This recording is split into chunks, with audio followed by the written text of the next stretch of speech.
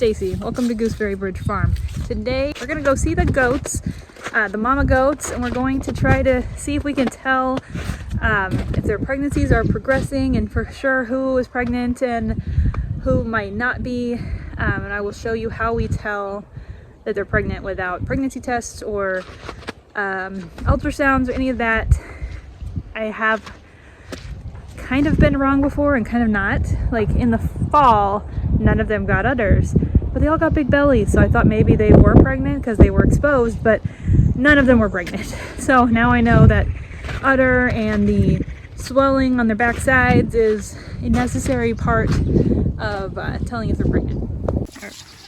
We got a pretty good size udder. Okay, we're just checking on Tinkerbell, who's covered in hay. So Tinkerbell is kind of an unusual case because we didn't breed her, but she has clearly got an udder and is kind of swollen. And she's very round. And she's very round, yes. She's very round. She's a very small goat, so we're keeping a really close eye on her because we don't want her to be giving birth on her. Okay, Molly, let us see her face. This is Apple. Apple is pregnant. Ooh, it's really muddy out here. You can see he also has an udder, but it is much smaller than Tinkerbell's, but Apple's the second time mom, so that's pretty normal. She's due in about 5 weeks. And Tinkerbell, we don't know when she's due. We can also see how much smaller Tinkerbell is, so.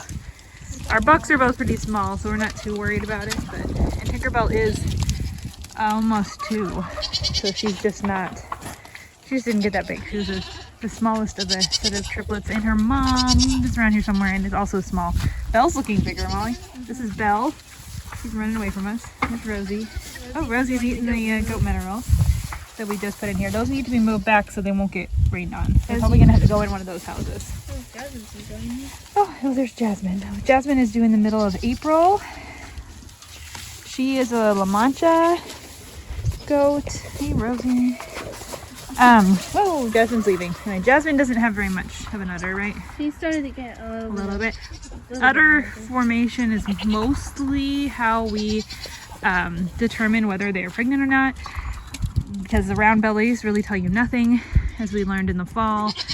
This is Belle up on the log there. She does not have a very round belly, but her girl parts there are quite swollen. Sorry to be graphic, but that's the other way we tell. The swelling and the, I'm gonna see if she'll let me feel her udder.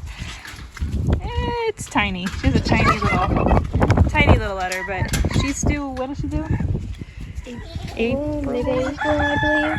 Early yeah, later than the other goats we just looked at. No, wait, she's one of the ones that's late March. March 25th, I think. Okay. Yeah, I just can't remember. We will put the due dates on the screen because I obviously don't know. And Rosie's trying to eat all the goat mineral, but we just put in a mineral tub. They love these things. Gets them to actually eat their minerals. So let's go visit Dottie and Lily. Lily is going to be hard to catch, isn't she? Oh, I'm not going to be able to catch her. See if you can. And there's Brownie, the brown goat right there. That's Tinkerbell's mom. That's Tinkerbell by the hay feeder. And I'm going to try to help catch while filming, so that'll be fun. Oh yeah. Lily is due in the middle of March. It's her first baby. We didn't have any fainting goat babies last year. These are all fainting goats that don't faint. Because they, our buck was too young. That's our buck over there, Larry. He's our fainting goat buck, and that's Chip, our Nigerian dwarf buck. Anyway, back to Lily so we can let her go. I'm sorry, Lily. Oh yeah, she has some swelling as well, and I know, I'm sorry. She has a little udder. You can feel it, but you can't really see it with all this winter fur, and she's got a nice big belly under there. Very fluffy though. So, back to Chip and Larry. Larry is now almost 2 years old. His first year. Yeah, his birthday's in late February, I think, or early March. But his first fall, he just was too nervous around the girls and did not get any of them pregnant because he just stayed away from them because he knew that he would faint. Now he's not so afraid of fainting, so he does well. All right, this is Dottie, who is not usually this cuddly, as Molly just she said. gets like this. She gets like this when she's getting close to having babies. Look at her belly. She's had babies several times before. Her udder is a lot more substantial. You can see this whole thing here, and she see how she's lifting her leg when I touch it because she is. That's what they do when they get an udder and are waiting for babies. I don't know if you can see any of that. I'll just back up. Anyway, Dottie looks good, progressing well. She has really pretty blue eyes. She was one of our very first goats, so I'm excited to see what her babies look like this year.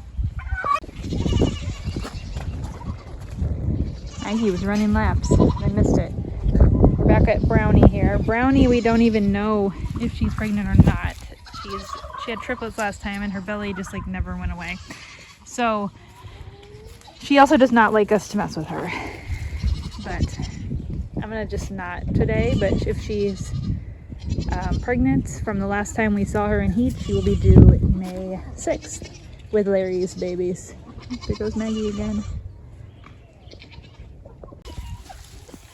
All right, this is Jingle. Hi, Jingle. Hi, Jingle. Jingle is weird and she acts like she is. See, she doesn't get a really big belly. Neither does her sister Belle that we were looking at to go. Whoa, is she pulling you over? Even when she So see if she has an udder, Molly. She hardly. Yeah, even when she had triplets, she didn't get a big belly. I need to see your parts.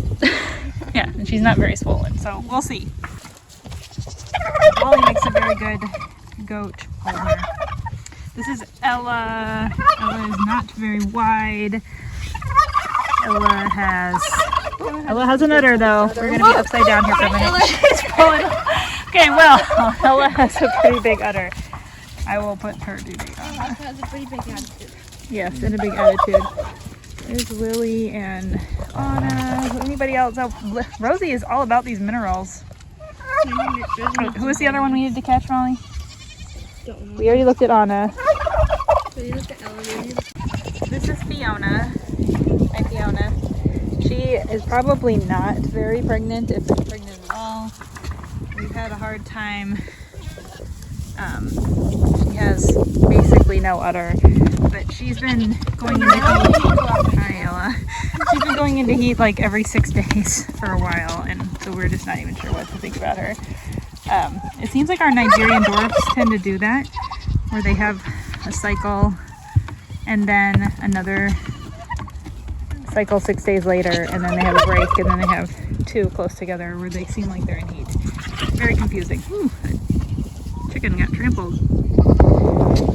But we usually end up with Nigerian Dwarf babies. These are our 3 girls right here, Nigerian Dwarfs, just Jingle, Belle, and Fiona. The turkeys are just not very sure about me being out here. Aren't these our royal palm turkeys? Yeah. They're not mean. They're very nice. They don't attack anyone, but they do get up in your business and they think you're not supposed to be where you are. And they're pretty. I'm hoping it stays that way when we get into spring, because we do have some female turkeys out there, and I don't want them to get all competitive and start attacking us, but if they do, I guess they're going in the freezer. But I'd really like to just let them walk around out here being pretty. Royal Palms are a heritage breed, but they're also an ornamental breed. These little girls you've seen before, they're all yelling at me because it's time to eat dinner, and they haven't brought their dinner over yet, but they have hay. It's not that they're deprived. Anyway, these will all be bred for babies in 2023. They're not quite a year old yet. Jewel back there in the back, little white one, is not going to be a year old until this summer, in late July. Anyway, this is Cherry Pie and Flower. Cherry Pie is a mini Nubian, so we're hoping she will be a good milk producer.